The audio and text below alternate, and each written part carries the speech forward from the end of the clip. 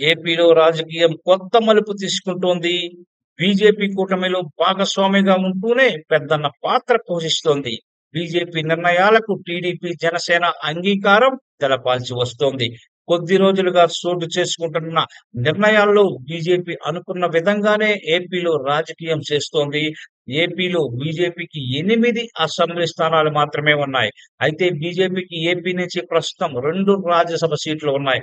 ప్రస్తుతం నామినేషన్ వేసిన అభ్యర్థి ఎన్నిక సైతం ఏకగ్రీవం కానుంది. దీంతో వ్యూహాత్మకంగానే బీజేపీ మిత్రపక్షాల నుంచి రాజ్యసభకు ఎంపికయ్యే అవకాశం ఇవ్వకుండా తమ అభ్యర్థులనే ఖరారు చేస్తోంది. ఎన్నికల సమయంలో ఎంపీ సీట్ల విషయంలో, ఇప్పుడు రాజ్యసభ స్థానాల విషయంలోనూ బీజేపీ పట్టుజారడం లేదు.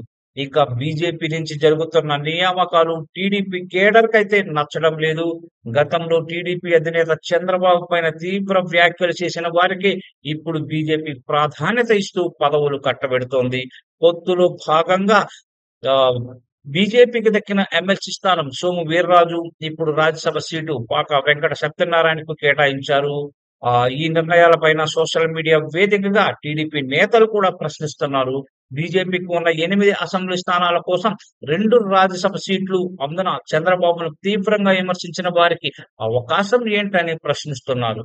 అయితే బీజేపీ నేతలు మాత్రం పార్టీలో సుదీర్ఘ కాలం పనిచేసిన వారికి గుర్తింపుగా ఈ పదవులు ఇచ్చినట్లు వివరణ ఇచ్చే ప్రయత్నం అయితే చేస్తున్నారు. మరి ఈ రచ్చ ఎంతదాకా సాగుతుందనేది మనం చూడాలి.